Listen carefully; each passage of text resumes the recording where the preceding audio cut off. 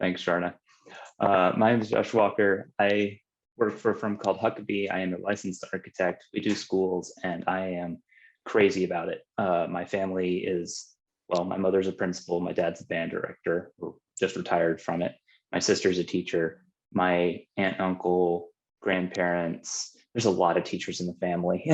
So part of my passion, not just passion for what I do as an architect designing schools, but is also a passion for teaching people about architecture and educating people about our profession, about what it takes to do what we do, and how valuable it is both to ourselves as individuals, because I think it scratches that creative itch that all of us have, but also to the industry, to the people we serve, because architecture touches everyone all the time. It is we spend 90% of our time indoors, and architecture literally shapes our human experience these days in a way that very few professions get the opportunity and privilege to do. So Sharna, let's throw up the poll and we'll go over that while we are talking over what this is and what it's meaningful, why licensure is meaningful. And this is kind of should be the reason we are all here is because we believe in this. But if you're here just testing the waters and you're not really sure what it means to be licensed, an architectural license is a lot like a driver's license. The state says, if you don't have a driver's license, you can't drive.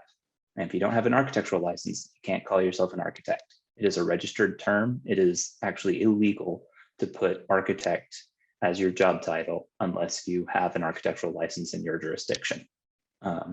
Fancy word basically for state. So if once you have the license though, you're good to go. You can call yourself an architect, you can sign and stamp drawings, and I have a definition down here at the bottom of the slide. It's kind of a cherry picked definition, but I like it because it gets to the core of why licensure is required. A person who designs new buildings and is responsible for how they are built. And that responsibility is key. As designers, as architects, our purpose as a profession is to protect the public health, safety, and welfare. And so we do that by being basically the baseline to be an architect is you have to develop a certain amount of competency.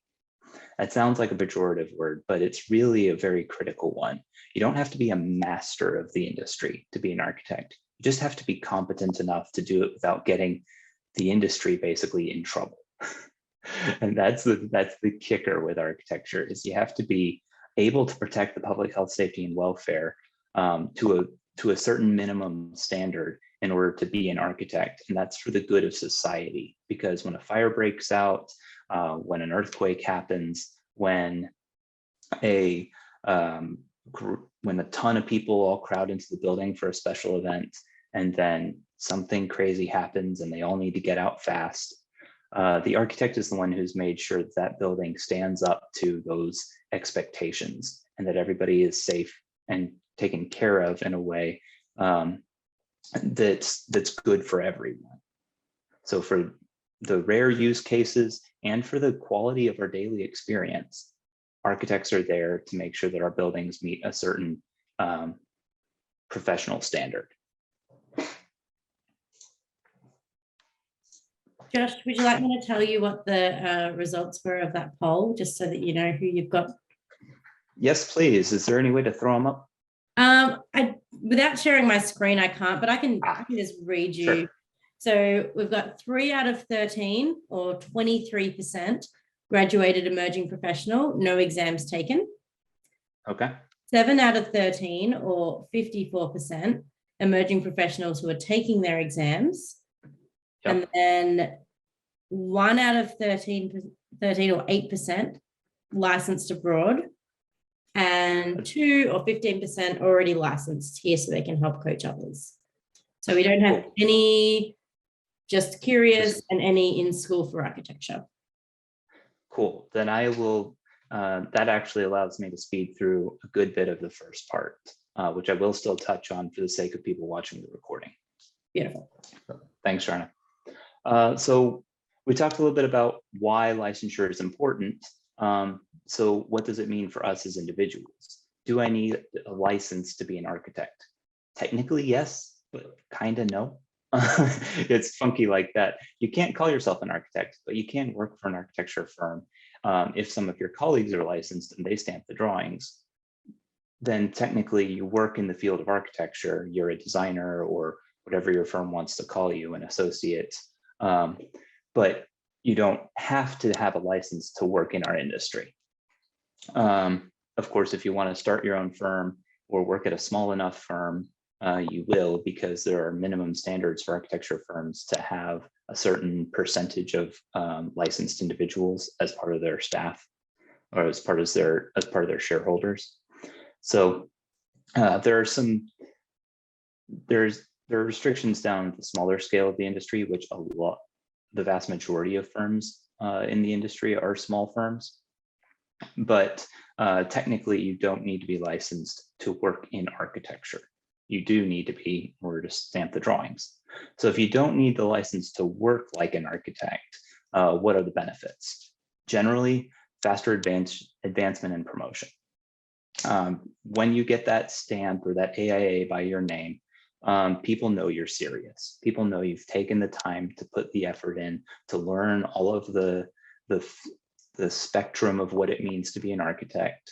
And that's seen as, okay, this person's serious and committed and has a broad range of knowledge and has been proven to have that broad range of knowledge. So we can have more faith in advancing them and promoting them into greater responsibility. I'm a firm believer that the process of getting licensed actually makes you better at your job because it exposes you to new facets of architecture and contexts and codes and details and considerations that you just never would have run into in your day-to-day operation. You get more opportunities. You don't have to have somebody standing over you when you go out to do an OAC meeting with a contractor, for example, or you get more opportunities to speak with, converse with clients and do the early stage opportunities because you can represent your firm and say, architect. Generally speaking, clients like to be talking to an architect. So to be an architectural associate generally means that somebody is going to be hanging over you to be the front face of the conversation. There are exceptions, but that's my experience. You get more opportunities and there's greater career flexibility. When you're licensed and you say so in an interview,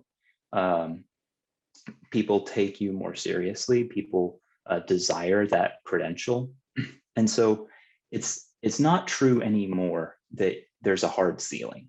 I've worked for principals and project managers that were not licensed.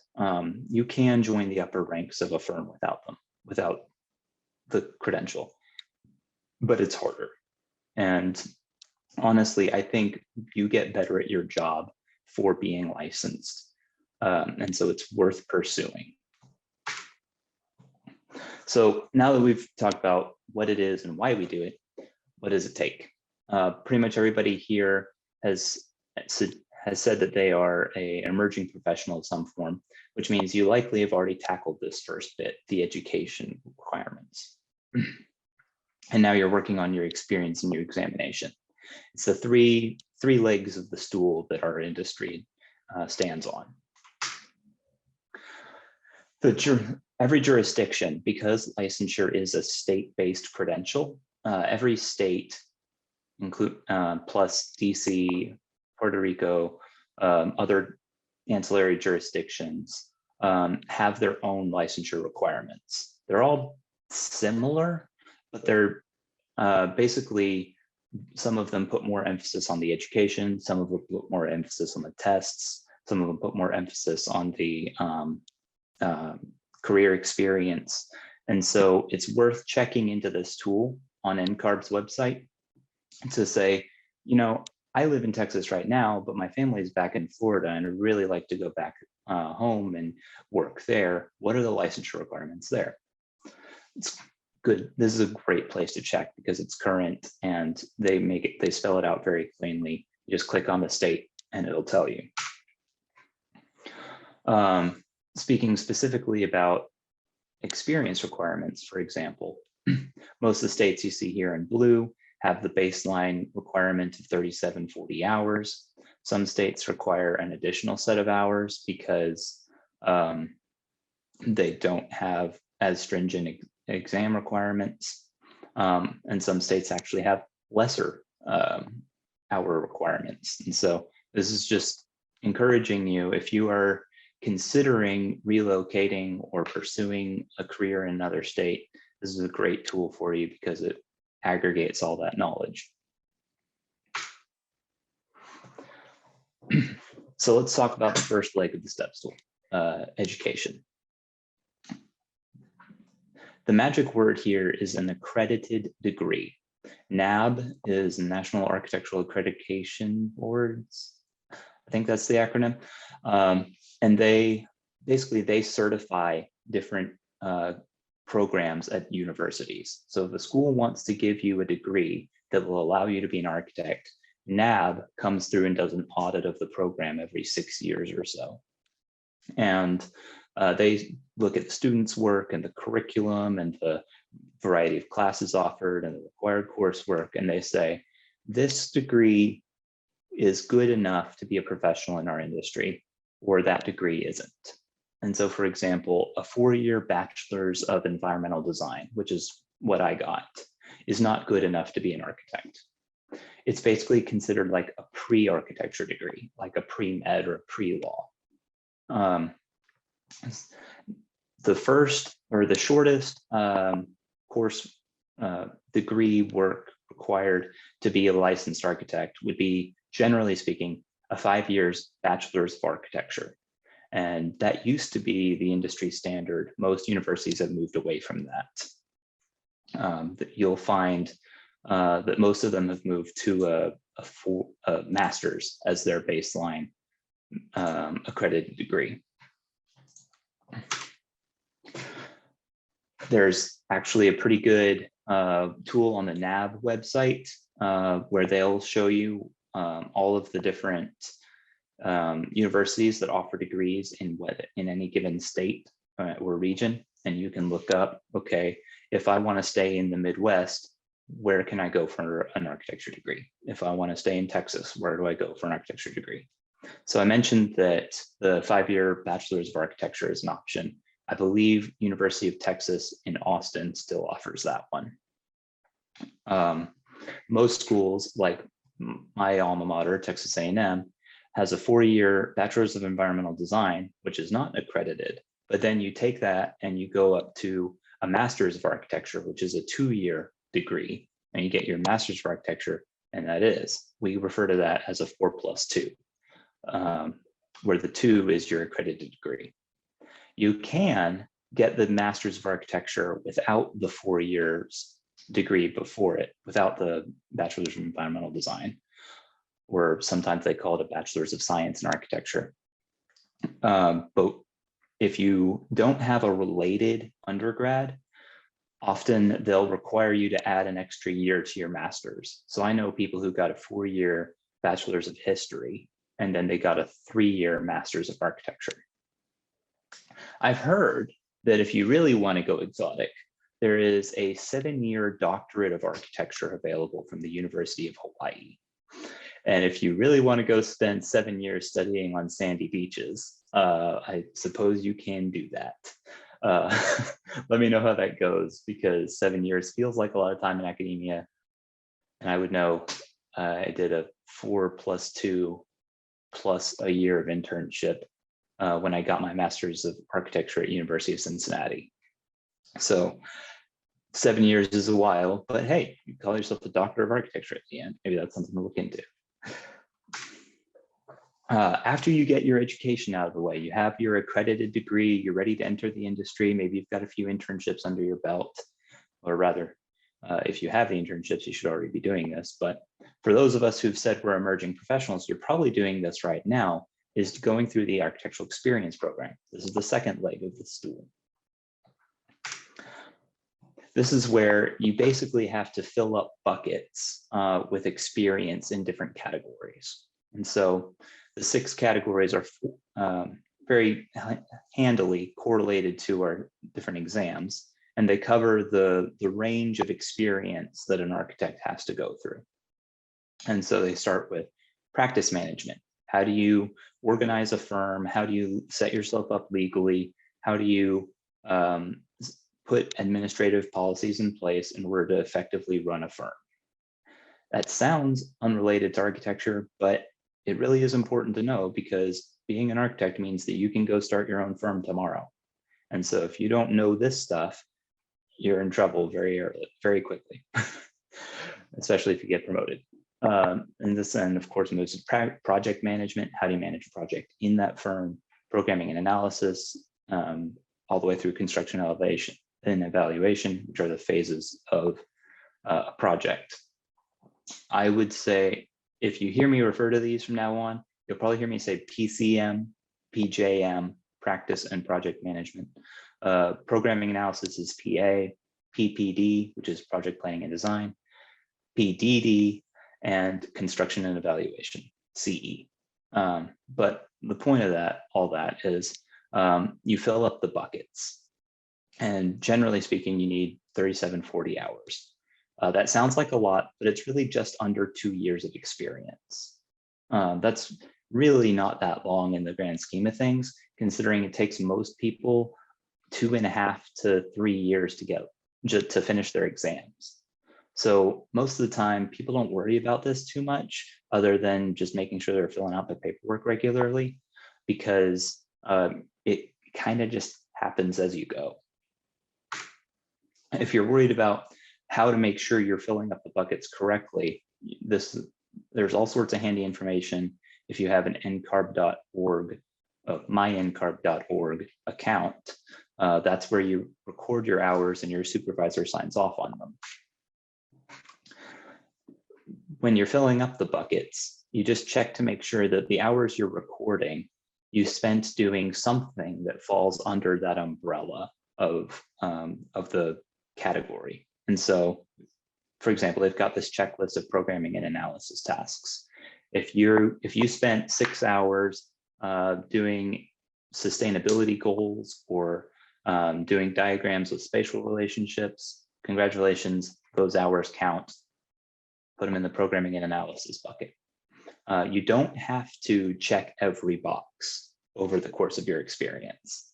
It's just, if you did any of these, that counts. But it also means that you can't take the 6,000 hours you spent over the past 3 years doing programming and analysis and just use that for everything. You have to keep it in the bucket that it applies to. So that's why I highly recommend everybody record what you do at least on a weekly basis, put it into your INCARB account, and then make sure that you have some record of why that experience falls into that bucket, so that in the odd chance that you get audited, or when your supervisor comes and asks you, hey, I need to approve these hours, but I don't know what you did last month. Well, how do I know that this applies? You can bring that back out and say, see, I spent time doing this and I spent a week doing that, and that's plenty enough to get your hours signed off on. Now, experience, if you're worried about getting all of that 2 years of experience working for your firm, some people can worry about that, because maybe you work for a firm that doesn't do construction and evaluation, doesn't do construction observation, that you only do the drawings and then you hand that off to some third party, where your firm only does like the early stage design, and then you hand it off to an architect of record. In that case, it could be hard to get your hours in some of the more technical aspects.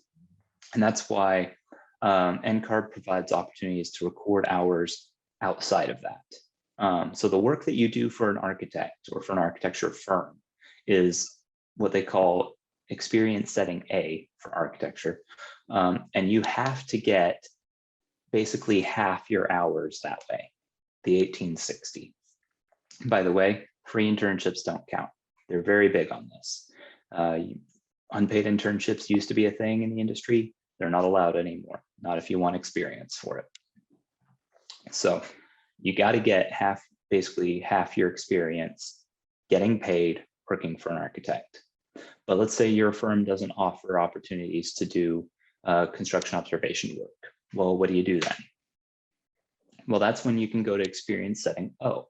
And this is work that you don't do for an architect.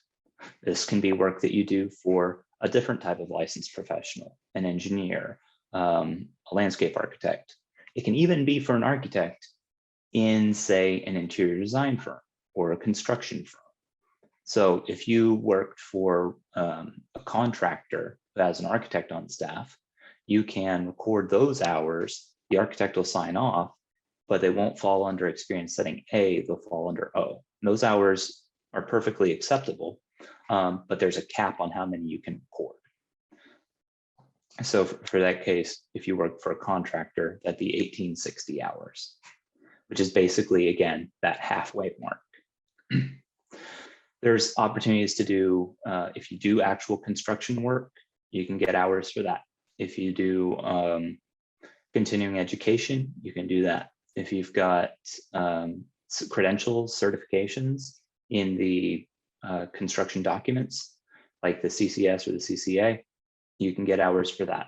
So there's flexibility. Basically, they're providing opportunities to get hours and experience that maybe your firm doesn't technically offer. Quick warning, if you're recording hours and experience, you want to do so fairly quickly, because anything that you try and report older than 8 months, you don't get full credit for. That used to be 6 months, and you didn't even use to get partial credit. So count yourselves lucky they're even offering that, because Lord knows, I don't know what I did 8 months ago. So they're heavily discounting any experience you report that's that old, because it's really hard to verify what you were doing.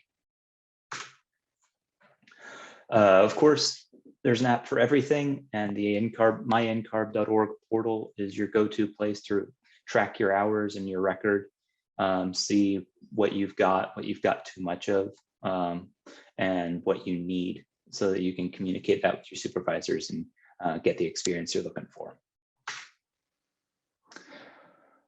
Okay, I'm going to take a brief pause to check the time. Okay, halfway point, kind of pick up the pace a little bit. I don't think we had anybody say that they were previously licensed. If you were and you let your license expire, there is an option to get your license back without going through the exam process again. Basically, you put together a portfolio and you have somebody sign off on it to say that, yes, they've entered the industry again, they're still capable of doing all the work of an architect, and here's all their experience to prove that they can. It's kind of like putting together a resume and asking them to rehire you as an architect. So that's an option. I don't know a lot of people who do it, but some people who've left the industry to start a family, or because they got a really good job offer doing something else and they came back, it's available. These are the fees necessary to maintain your INCARB record. Check with your employer. Some employers will reimburse you these costs. Not many, but some. And I highly encourage you to advocate for it, because this is something that we should start making an industry standard. All right, now for the fun bit. This is what everybody, or at least most of the people on the call, were here for. Any questions before we jump into the next section? Sharna, do we have anybody put something in the chat? No questions at the moment. All right, cool. Then let's jump into examination. This is the fun one. This is what everybody stresses out about. And honestly, I can't blame you. Once you get out of school, you think you're done. And then it turns out there are 6 exams worse than anything you ever took in college. Surprise. I won't lie, taking the exams is a bear. I did it in 2018 and 2019, and it's intense. The good news is they're constantly improving them. believe it or not. ARE 5.0 is being refined as we speak. They've opened up testing opportunities. They've made more information and more study material like available because they're reviewing things by third parties and endorsing them basically, so you know what the better study material is. So it's getting better actually, and I think this generation of the exams is probably the best it's ever been. But what are the exams? Used to be 7 in 4.0. Now it's 6 in 5.0, and they correlate to the areas we've already discussed: project management, practice management, all that jazz. The longest of the exams are PPD and PDD, 5 hours each. Yeah, that's a lot. Good news is, if I remember correctly, it used to be 110 or 120 questions, and they've actually reduced the number of questions while keeping the amount of time the same or longer. So time management is still a challenge with these, don't get me wrong, but they've actually recognized that time management used to be an absolute nightmare, and it's actually better than it used to be. The exam is basically broken into 2 sections: discrete items and case studies. The case studies they give you a digital binder of information and say, okay, here's a prompt, here's some documents, here's some code sections, here's a program, here's a building shape. Answer these 10 questions given this information. And the questions are not dependent on each other. Like if you miss one, it's not going to screw up the rest, but they all are related to the same information, the same prompt. And so it's kind of like, it's very much emulating the kind of work that you do when you're working on a building and you have to go figure out, okay, I need to know this information for my life safety sheets. I need to know this information and fix this detail on the drawings. And I need to match this elevation with that floor plan and see where the conflict is. It's very much about working with a small mock project. And then the discrete items, which are one-off, you can think of them as multiple choice, even if they aren't all formatted like multiple choice, just one-off questions, bang, bang, bang. And the strategy for taking the exams has changed a little bit since they've added the digital option, but the format of the exam does not change. The format of the exam is exactly the same, whether you take it at a Prometric center or online. You do get a break in the exams. I've had people tell me that they didn't have a break when they took the exams. You do. There's a button up in the corner that says take a break, and you can click that and walk away, refresh your memory, get a snack, whatever. Back in the day, when the only option was to take these at Prometric centers, the breaks were shorter. And for me, when I did it, they knew, for example, that you weren't referencing study material during your break because you were in a highly monitored environment where you couldn't access anything. So they would let you come back and review questions after your break that you maybe skipped over because you didn't have time for them. Now, because you've got longer breaks and there's a digital exam, so people might be leaving the room and pulling up study material, you can't Google answers and then come back and look at the questions again. They block you off from anything that you've seen before once you take the break. So just be mindful of that as you're testing or preparing for tests. You want to set up a strategy where you can completely leave a section of the exam behind when you take your break. And the break does not eat into the time available to take the exam. You can take, like I mentioned, the exams in person or online. I will say the exam may be identical.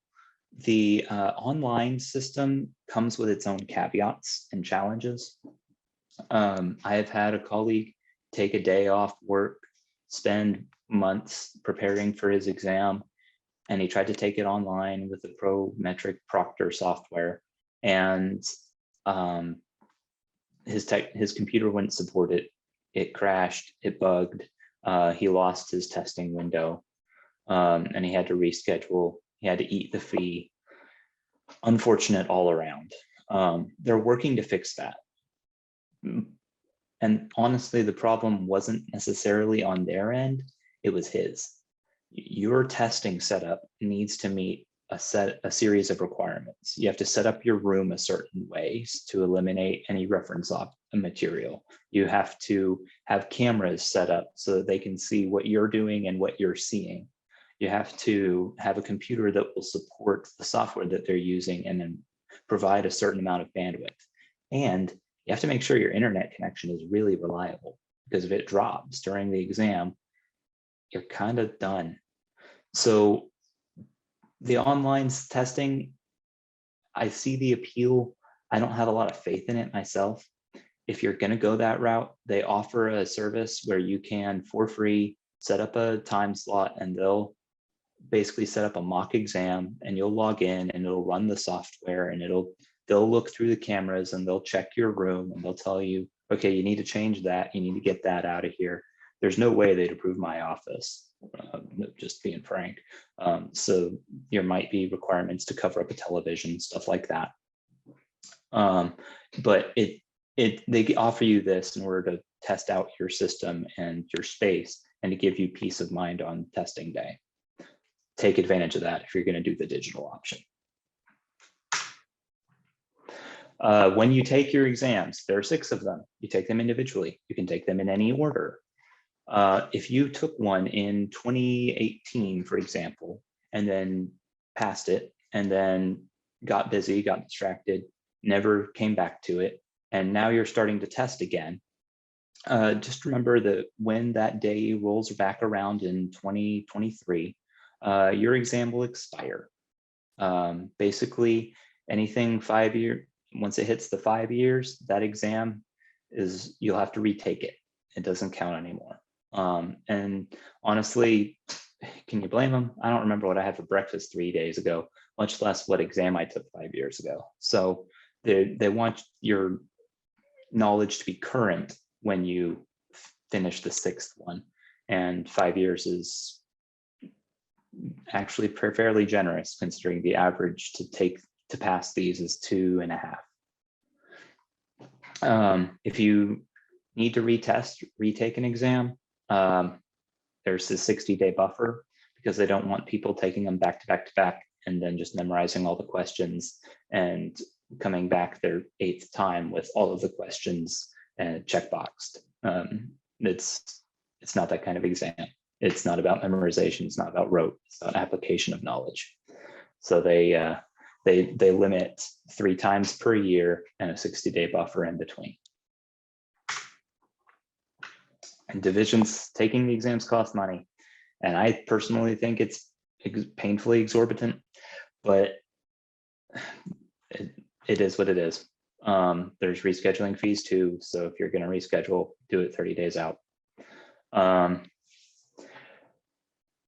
will say a lot of firms will reimburse you your exam costs as you pass them. My old firm, when I was testing, they paid you back the cost of 6 exams once you passed the last one. So the cost of any that you took but didn't pass, you'd eat, and you had to front the money to take each one. So firm policies vary. In the state of Texas, there's actually a scholarship through the Texas Board of Architectural Examiners. Once you pass 3 or 4 of them, you can apply for the scholarship, and they'll pay you, basically 2 or 3 exams worth of expenses. And then you can use that to roll back in and keep going. So take advantage of that. But yeah, just be aware that this costs more than your time. Fortunately, INCARB is making more and better resources consistently available. They've put videos out for prep and to answer questions, and they've got practice questions, I think, out there now, so you can get used to the format. So it's getting better, and it's gotten a lot better since the old 4.0 days. I will give them credit for that. And they're kind of making up for the fact that the study material industry is still playing catch up with 5.0, because when they transitioned, all of the people who had been making study material like Black Spectacles or Brightwood or Ballast or Kaplan were starting from scratch, trying to figure out what this new 5.0 exam was all about. So INCARB's been actually pretty proactive, reactive, but still effective at putting out helpful guidance. And all of that can be found on myincarb.org. They tell you to study certain resources. The exam is currently based on 2017 AIA contracts and 2018 building code. I don't believe there's any plan to jump that up to 2021 yet, but they'll check for guidance from them. Right now, ARI 5.0 Handbook is your go-to source for what NCARB recommends. Here's an example of what the handbook looks like. They tell you what books that they base their exam questions on. They tell you what codes might be referenced and important. Personally, I don't think studying architectural graphic standards and problem seeking and site planning and design handbook are necessarily the best way to go at it. Some people will swear by it.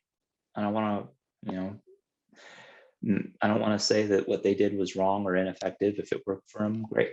But in my experience, the resources that NCARB refers you to are so big and broad and meaty that it's impossible to find and effectively study the most relevant information. It becomes kind of, the key points get lost in the sea of content. I prefer the study guides and the material that's produced third party personally, but everybody's got a system that works best for them. They are increasingly finding more interesting and more helpful ways to show you what exams might reference what information, so pay attention to that. Like this one, you can see that the Architect's Handbook of Professional Practice is supposedly the most referenced material in the exam series. I personally never looked into the Architect's Handbook of Professional Practice, never read it, passed all 6 exams. Don't know how that works. But if that section of content, if professional practice is something that you just don't know much about, and you know that that's going to be a blind spot for you, maybe that's one of the first materials you look into.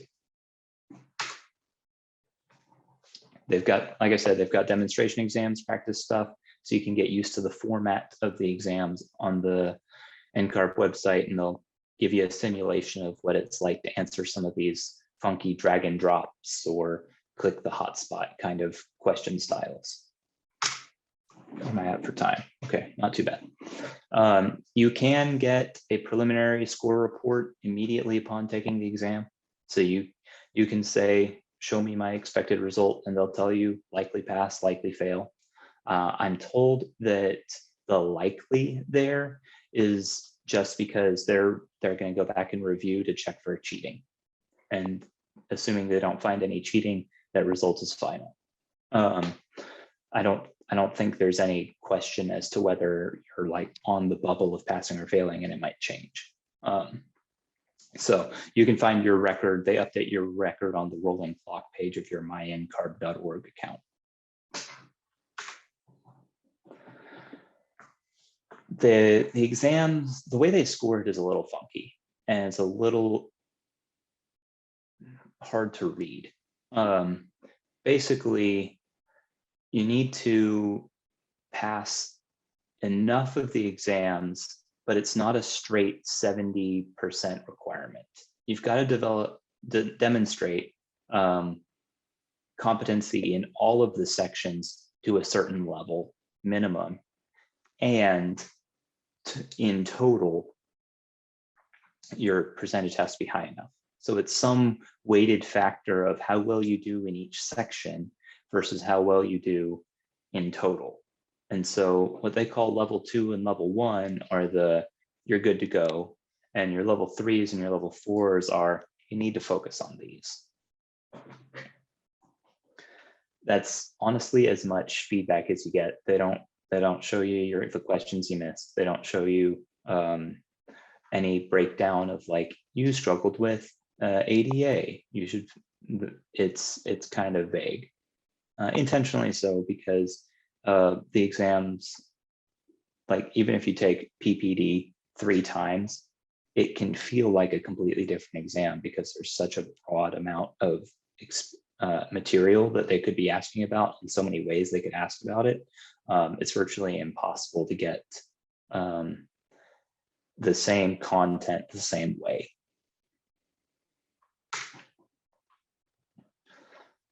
They publish guidelines for each exam, so you can find those on INCARB's website.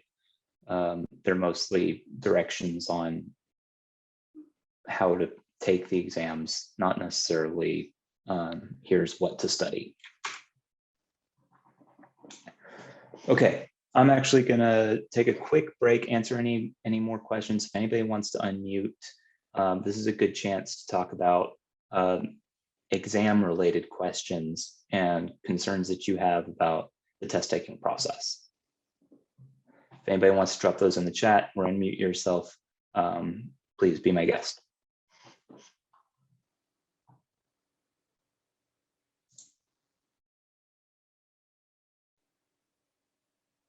Okay, I see a question back about education. What are your options if you have an architectural degree from a school that is not accredited by NAB? That's probably either a foreign degree or a,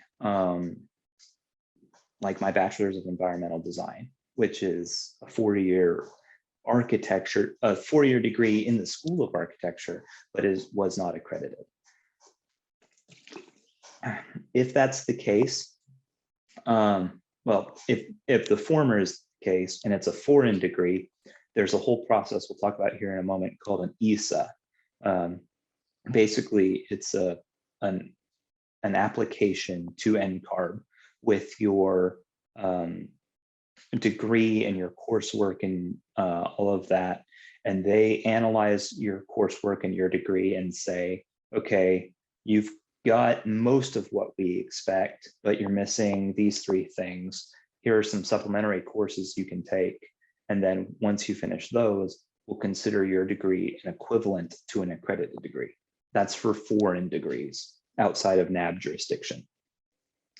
If you have an architecture adjacent degree in the United States, the only answer really is to continue your studies and get an accredited degree.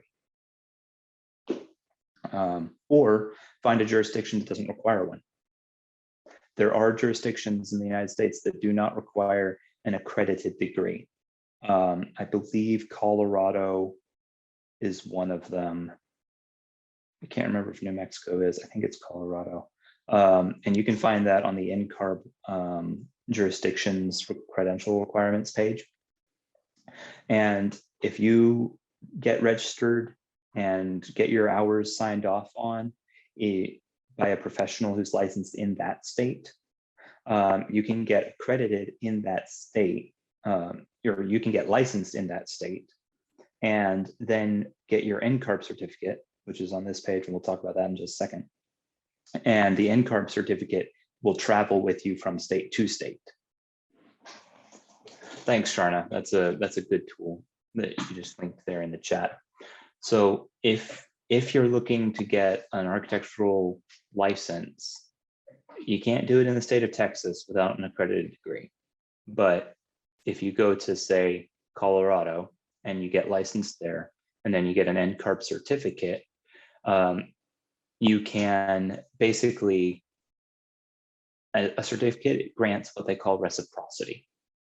And that's as good a segue as any. We'll just dive right into the INCARB certificate. So what is the INCARB certificate? This is, because licensure is state-based, if you want to travel across states, if you're licensed in Colorado, for example, Texas wants something to promise them that your Colorado license is good enough. it is meets a certain standard. And so INCARB stepped up and said, hey, we're not jurisdiction based, we're global. We will endorse this architect from Colorado because we also endorse the Colorado licensure requirements. And so it's basically a formality after you get your license is to pay INCARB a fee and maintain it annually. And basically the INCARB certificate allows you to go from jurisdiction to jurisdiction and say, hey, I have an equivalent license in another jurisdiction. Grant me reciprocity, give me a Texas license so that I can practice here because I'm good for it in Colorado. And the certificate is basically your passport to do that.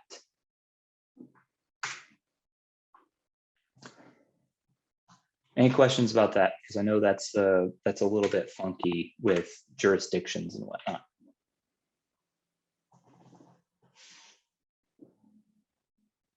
So this is the pathway, basically. You start with the education, experience, examination. That leads up to licensure. And then the optional next step is to get the INCARB certification so that you can more or less take the license with you by applying for reciprocity with other jurisdictions. Some jurisdictions, some states have additional requirements. Like New York has a lot of high rises and really weird soil conditions. And so they say you need an extra exam to work here just so that we know that you know what you need to deal with our specific conditions. Florida has hurricane requirements. California has earthquake requirements. And so there may be, the reciprocity isn't guaranteed for every jurisdiction, but it will allow you to transfer over after you meet their supplementary requirements. So generally an extra exam, and I don't think there's ever been a need for extra coursework.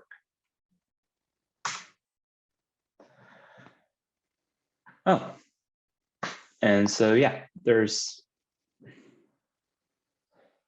so some jurisdictions, this is actually an answer to the question from earlier, is some jurisdictions will allow you to get the license without the accredited degree because you have the bachelor's degree in an accredited architecture related program.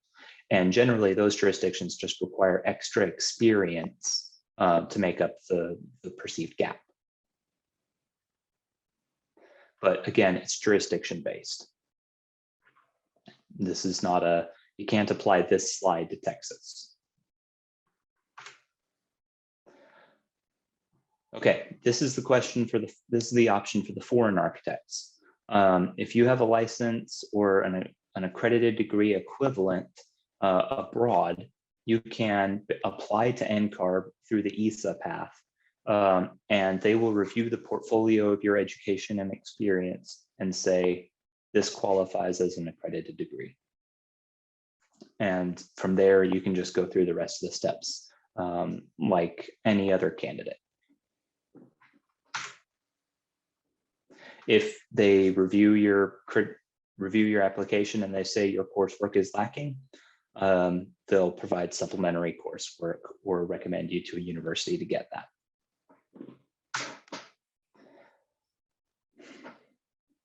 If you have the foreign, I can't go into the details of this because it gets a little finicky whether you're foreign licensed or foreign educated but not licensed there. If you are foreign licensed, there is the foreign architect credential, but that one requires that your foreign country has a regulatory body that can speak to and kind of exchange paperwork with INCARB and convey that you have a truly equivalent credential. That's a little bit more, that can be challenging just depending, because it's so dependent on the foreign administrative body to fill out the paperwork on your behalf.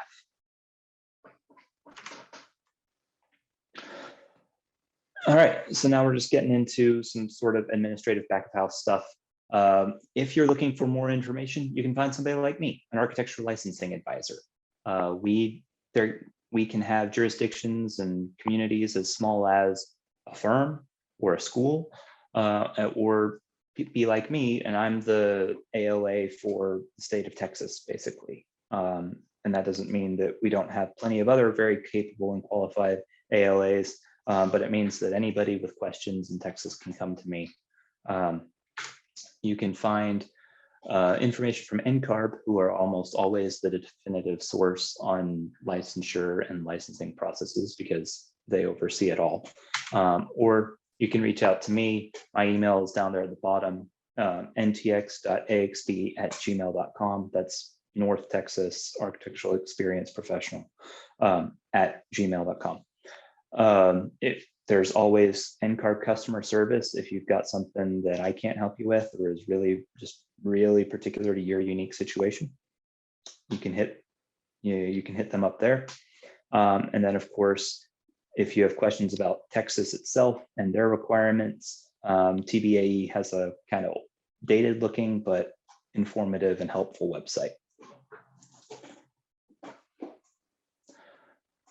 And that's tbae.tx.gov, if I remember correctly.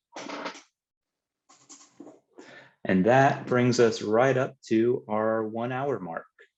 This is as much as I was hoping to cover. I know it probably felt like drinking through a fire hose because this is a lot of content, a lot of information, but I appreciate everybody who's stuck it out and hung out with us for the evening. I hope that you've got some questions answered.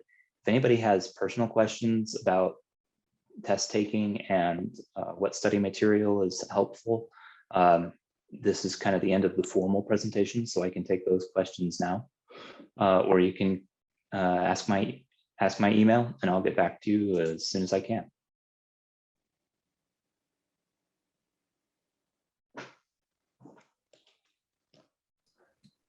Thanks so much, Josh, for all your time. My pleasure. I appreciate everybody being here today. We're doing this again on the 10th. If anybody knows if your firm has people that need to know this information, share it with them. Send them the link or the invite. If you know somebody who's interested in architecture in general but doesn't know anything about how to get started, you can send them my way. I'm happy to talk with anybody. And I hope that everybody has a good evening, and best of luck for all of you who are tackling exams.